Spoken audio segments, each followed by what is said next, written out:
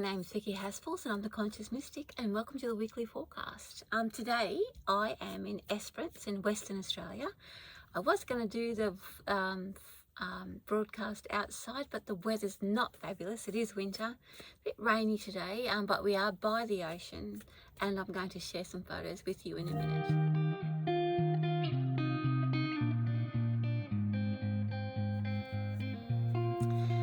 So today we're going to do the 6 cards, as I normally do.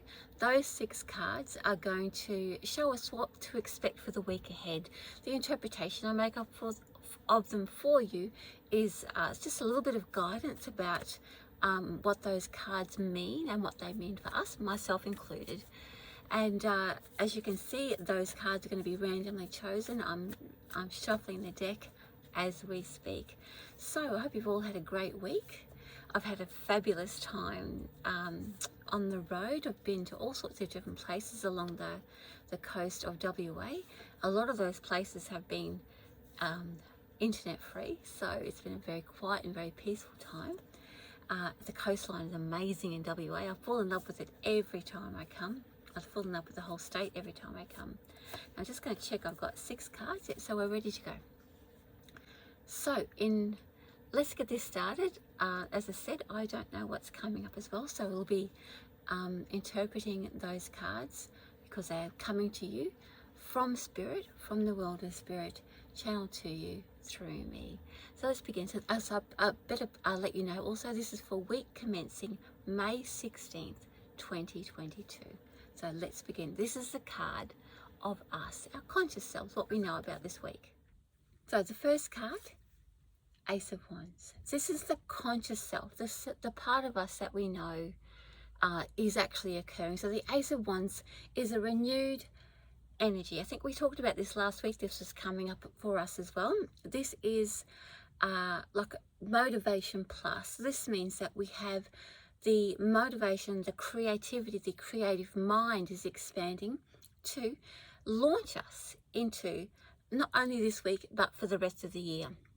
So the Ace of Wands is the beginning, the first step. It is not the end.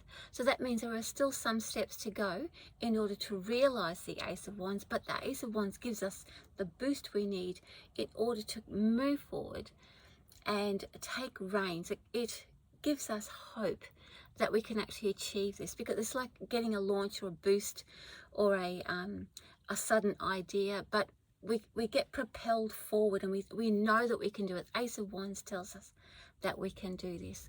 So the next card we're going to look at is what our soul self or our guidance is working with us in order to achieve this or to actualize this. So the card that's come up is a 10 of Swords. Interesting that the 10 of Swords should turn up, because the motivation of the Ace of Wands is riding on the fact that we are in a place of healing.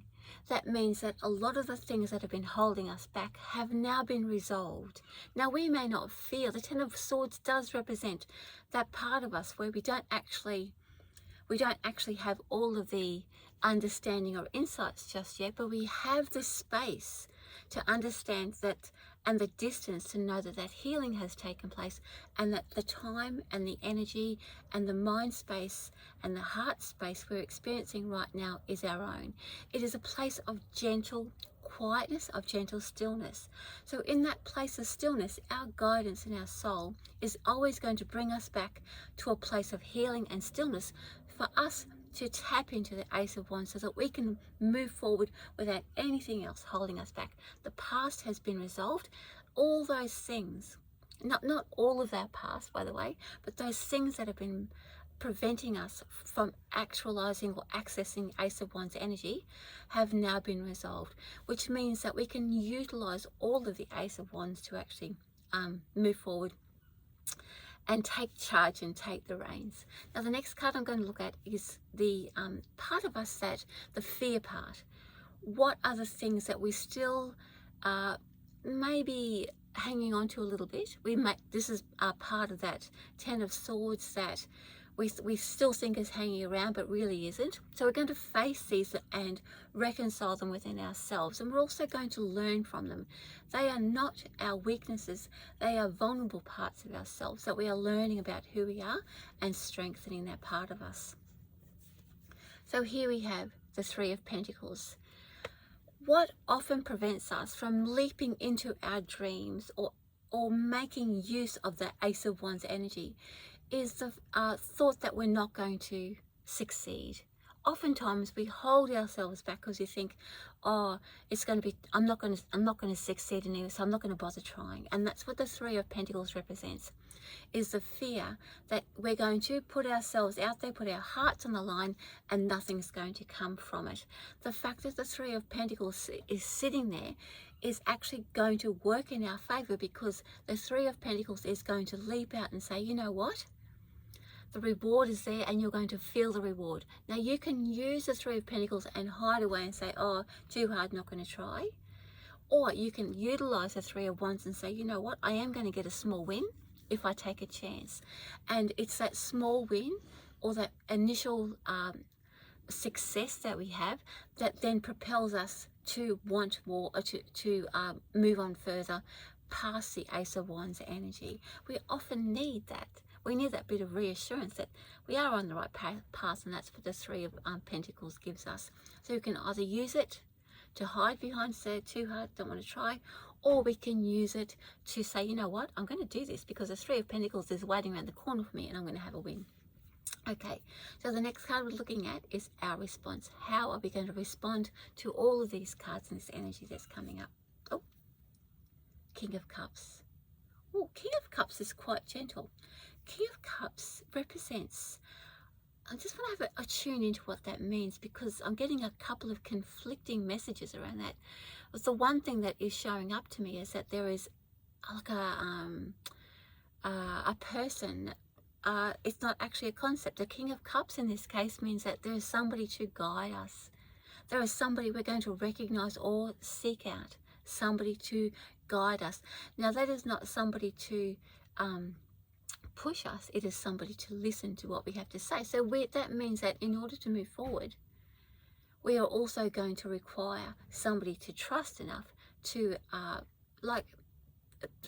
relay any maybe misgivings we have, or just to talk some things out, just so that we can move forward. We don't require them to give us any advice. We don't require them to take charge or for us to hand over our power. They are just there to listen. So we will find or recognize somebody that is going to be a helping hand along the way, because they're going to listen and allow us to sound off, or they're going to be our sounding board, so that we can get all of that sort of rubbishy stuff out of our head and have that clear path forward. Isn't that nice? So that's actually going to be our response. We want this enough that we're going to seek out someone that we can just bounce things off so that we can move forward. Okay, so the next card I'm looking at is going to be the future. Where are we headed? Fingers crossed. Ooh. We have the Hierophant. So the Hierophant is the future. The future means that we gain wisdom. The Hierophant is also higher learning. The Hierophant is also the teacher. So in other words, we are not only reaching into our potential with the Ace of Wands, but we are stepping the future. We are stepping into the future of our inner wisdom. This means that the initial Ace of Wands card, that is the initial, what do you call it, starting block or propulsion, if you like, or the thing that's propelling us on this path, means that we are going to tap into our inner wisdom that's been waiting for such a length of time to come out and to be expressed, and to be able to be recognized for what it is.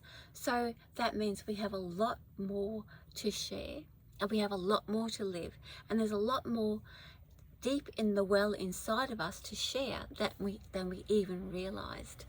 So that also means that there is some more learning coming along as well. Now, I'm not talking about life lessons. I'm talking about book learning, or extra skills that we're going to add to what we're doing. So we're going to improve the skills that we have and add things to it. That's the future. Now I'm not saying that that's the future, but just this week. My feeling with the Hierophant is that is the future down the track, but that inner wisdom is going to blossom this week. It's going to come forward, and we're going to realize that we have a lot more to offer than we even thought possible. And it's through this stepping into that power of the Ace of Wands that is going to propel us or launch us onto that path. Now, the last card we're going to look at is our spiritual journey. What does this mean for us spiritually? What does this mean for our soul? How is this going to play out for us in our karmic lessons? The Death card. So in other words, that spiritually, we are closing the door on a part of our lives that we no longer need to experience. Now, the Death card is transformation. The Death card, yes, there's change coming. Spiritually, though, however, we'll still be sitting in a bit of a limbo or a waiting room. Hence why the Hierophant is there as part of our future, because the Hierophant is going to help us feel confident that when the door opens to the next part of the journey, we will have everything in our toolbox we need in order to step into it. Now, we need to the Death card does represent a type of spiritual limbo. However, that doesn't mean to say that we're not going to be moving forward or gaining anything from it. It's just that in the little bubble that we are within that Death card space, we will then gain the knowledge we need. We will have the energy we require to go beyond the Ace of Wands, but also we will have the confidence and trust in ourselves that we need for when that door does open and we go beyond the Death card, that we do so with confidence, and there will be no more hesitation around our path and our understanding of our path. So it's a really good time of preparation. I always think about the Death card as being like a winter card, where we prepare, we repair, we get everything sort of sorted out and into all the right little boxes ready for that launch. And then we have time to do that. So spiritually, we will have time to gather all of that together and feel comfortable and safe with this new path that we're developing for ourselves. Well, that's me. That's the weekly forecast for Monday, May 16th, 2022. My name's Vicki Haspels. Thank you for joining me, and I will see you next week with love from me to you. Mwah. See you guys next week with love from me. Mwah.